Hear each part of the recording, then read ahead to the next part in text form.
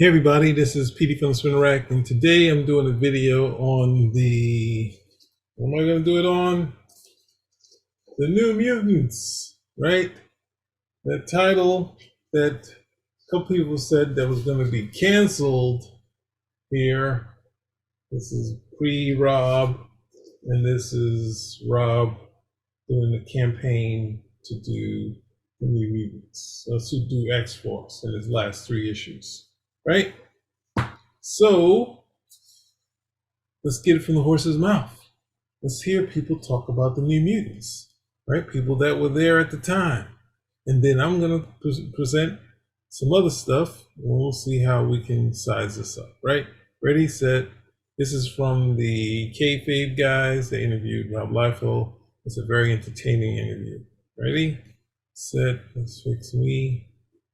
What am I looking like? And there we go. How that would work out is that New Mutants job, which started out in the dumpster. People have lost the other thing. People have lost a sense of history in comics. New Mutants was a fixer-upper. I was offered it under the, auspices that it was going to be canceled if it wasn't turned around, because I had denied. They offered me X Factor, and what that means to your audience, X Factor was the 3rd spin-off book from the X-Men. So that's, you get to hear that it was a dumpster, it was a fixer-upper, right? He's saying, how did this book get published all this time, right? So let's go to another interview with Rob, right? Because he was right there, right? So let's do this one with Miller Time, Mark Miller's podcast, and he brings it up in reference to Frank Miller saving Daredevil, right? Which they didn't know he was going to save it. It was actually Roger McKenzie, and they hired Frank Miller as artist, and he was only artist for the first, I think it's like 8 issues or something like that. And then Frank Miller was really, they can write the book, and it was up to Denny O'Neil to figure out, because it was the same instance that they had with Berman. Well, so I'm not getting into the New Mutants, but basically Miller got it from Denny O'Neil. Here we go. I mean, that's what's so inspirational, isn't it? You can take any book and make it any book. You did it with New Mutants. New Mutants was the bottom. My inspiration. But that was the bottom of the pile for the X-Men before you took over, wasn't it? It was like kind of, I think it was. Hey, Rob, do whatever you want. We're going to cancel it if it doesn't work. They're like, Rob, here's your fixer-upper. It was a shanty house. I mean, I was showing my buddy the other day because there's issues in one of the last crossovers. That they did, like All the Mutants or Inferno. I got the omnibus. And look, there was a character named Birdbrain. You know what? I'm going to show you. It's a good point to stop, because I will do another video where we'll compare the art from that. I'm not going to do, it's just asking for trouble to do Birdbrain versus Deadpool. It's not really for anything fans to go by. There's no really way to understand it. But there we go. There is definite truth that the New Mutants, in comparison to how many X titles? X-Men, Uncanny X-Men, X Factor, Excalibur, and New Mutants. New Mutants was the lowest selling of the 3. I think continued to be that up until I think Extinction Agenda. That's when it either becomes those last issues and the last issues that Rob did with Fabian Essenza. Those are in the Marvel's top 10. If you look at the Marvel Age, they had a top 10 for a while. New Mutants is not in there until you get to that. But that doesn't mean if you're not in the top 10, that means you're in a dumpster or it's a shanty house. Let's see. How do we figure that out? Well, we don't have any. Well, the best way to do it is we have all the statements of ownerships, but we're going to use the classic comic cron to kind of go through this stuff, right? So we go through June 87, right? We have X-Men and X-Factor, #1, and Silver Surfer is in the top 10. Spider-Man Annual, G.I. Joe, and Nam. Like, Marvel is just killing it in Doom Patrol.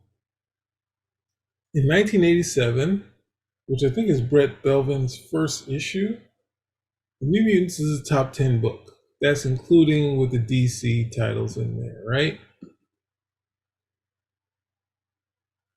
That's a top 10 book, right? So this is post the Mutant Massacre. So you also have to keep in mind that there's crossovers. So with the crossovers, it's going to push the New Mutants up in sales. At the same time, you have Fall of the Mutants coming. That's during the Bird Brain period. And you have Inferno happening, right? And then, of course, the next one after that is, as I said, let's get out of this. Right? Step back. This is going to jump to July, right? So I'm going too slow. Right? We're getting up to, let's see if it stays. And now they don't have anything for that month. Let's go to August, right? The name is still killing it.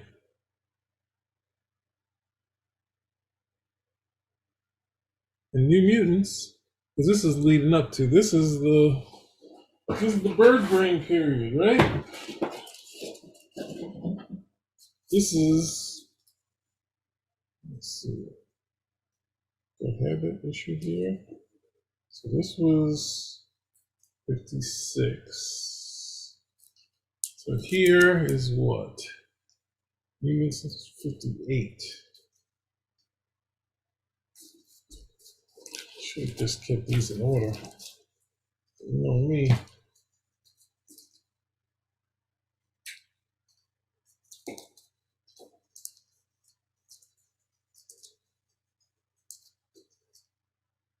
Ooh, this is good.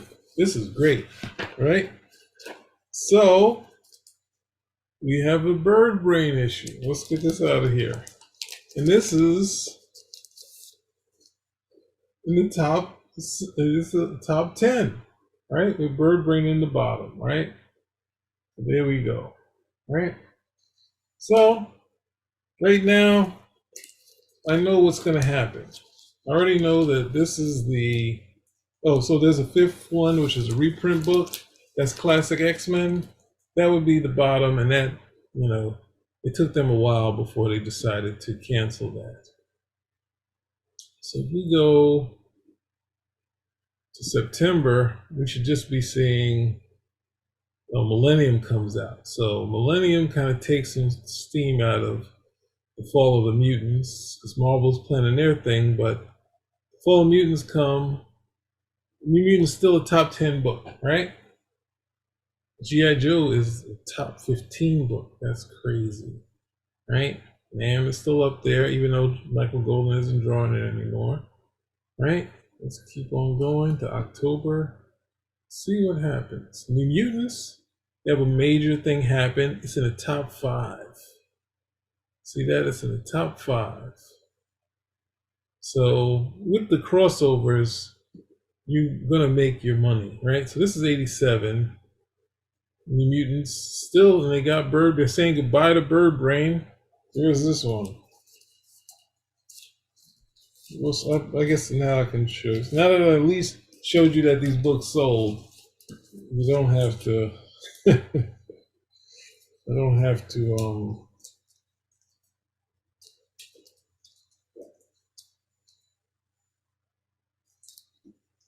Oh yeah, and Bird Brain gets the corner box, right?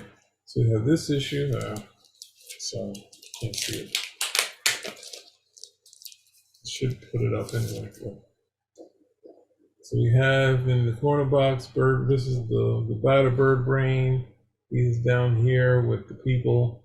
The New Mutants are. This is the period where they would be sneaking out even more. Magneto was the headmaster. and they would have to sneak out all the time, right? So New Mutants is the top 5 book during this period. Brett Belvins is drawing it, Terry Austin's inking it. So it's a decent art period, but I think for the fans really struggle with this period for some reason, right? And this is, I forget, there's a different artist who did this, a fill-in artist, but it's still in the top 5, right? But it's going to drop. It's going to drop, and there's also something you're going to notice at the same time, right? Excalibur #1 comes in there. So DC is doing a thing, but Silver Surfer is still a top 10 book. Even Green Arrow is a top 10 book. So on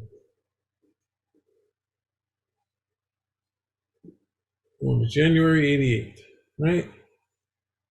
New Mutants still in the top 10. This isn't going to change for a while. I think.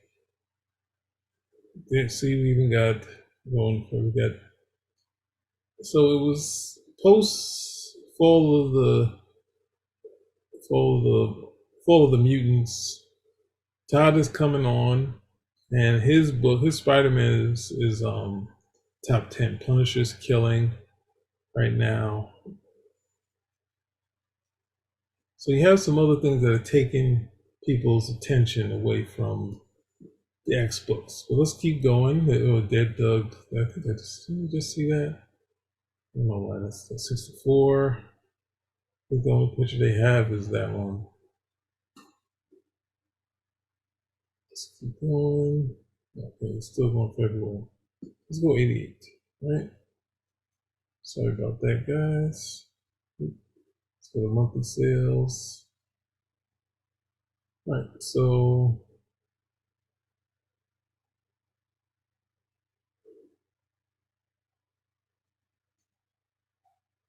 we have to jump into 89, right?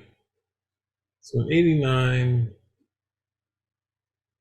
we get in a whole influx of new comics. We got the She-Hulk, we got a Wolverine series that's out, and that's going to take some. So that's adding a 5th. Sorry, I didn't even mention that. That's a 5th Marvel X-Men X title in this also miniseries, right? So She-Hulk comes in there, Wolverine is there. So at this point, and Marvel books last year have gone up to $1. We see the West Coast Avenger and Burns on this. That's 75 cents. So this is the thing that really bugs me, that the books that weren't selling, but had Byrne continued and stayed like a top 10 book, they would have definitely put that price tag up. I think at some point they increased everything, but it's just really maddening that we went through a couple years where the top titles cost more. She-Hulk is a Baxter book, same like Excalibur, right? So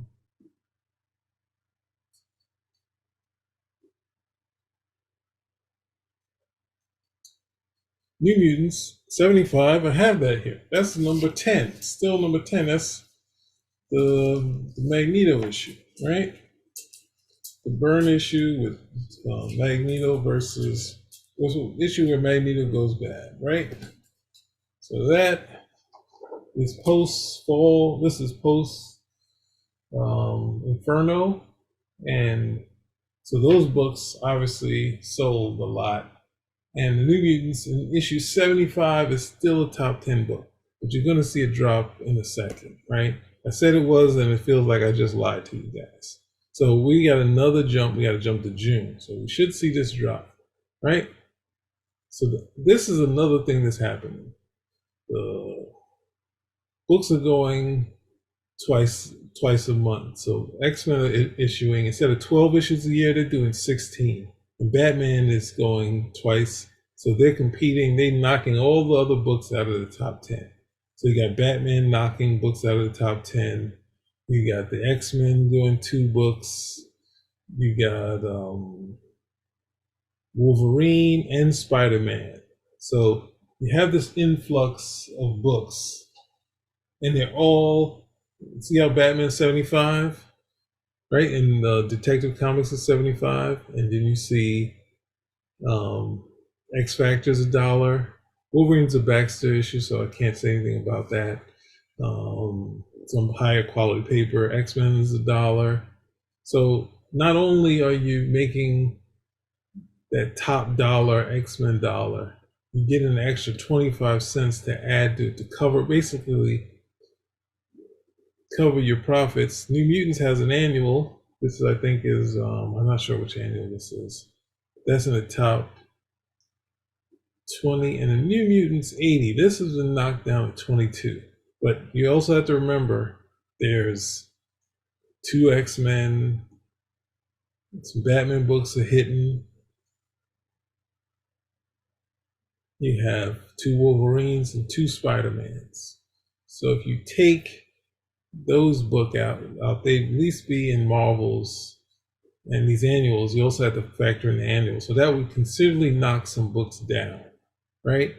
And then soon you're going to see an influx of more books from Marvel. Now you see a book like The Silver Surfer. This thing is, which was a top 10 book, and Nam and G.I. Joe, they're down. Like Silver Surfer is down.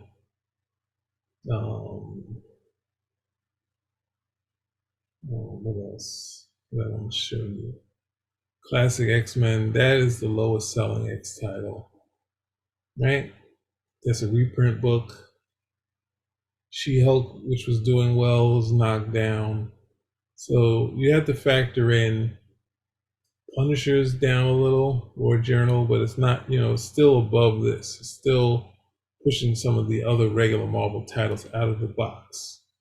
So keep that in mind. In July, let's see, Batman's still going on, so that's 2 books. So you see this period, the summer period, where they decided to figure how to gouge people out of more money, and Detective's going twice. So it's like a lot of books here to push, and the annuals are going through the summer. So it's pushing these other titles down. But New Mutants is at 24, right? So I should go 3 months from here, right? Because we're going at a snail's pace, right? So let's go to October, right? The new Batman book, Batman knocks everything out, right? Got Legends, that Detective, the Killing, New Teen Titans. But the New Mutants has come up a little more, right? They're back on Earth after their long journey in Asgard. And there's a hint of Rob Liefeld, but he's not there yet. They do advertise him at the end of this issue. You don't see any art. And what else do I want to say about this? I don't know why this keeps giving me this notification, but you see it's at 16. Now, I'm not going to be able to show you too much after this. I think it's going to jump. But it's a decent seller. And I think at this point, have Marvel books all going up to $1? Nope. Action is still, God, oh no. DC Comics is still at 75 cents.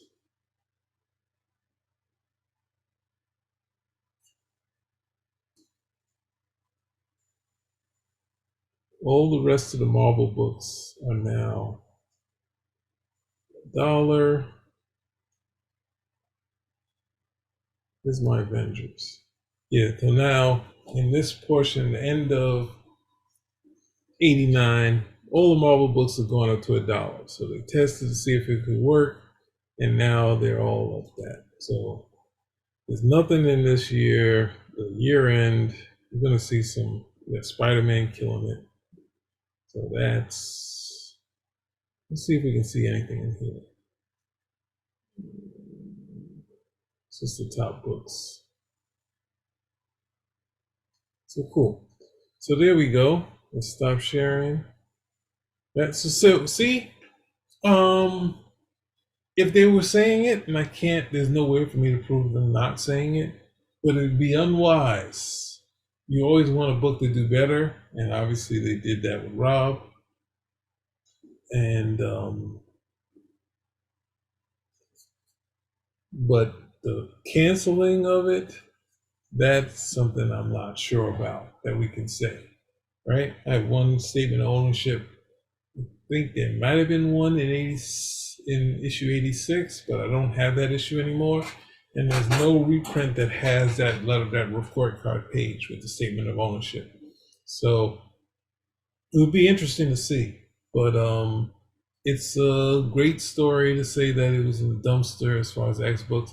It was definitely on the bottom, and but at the same time,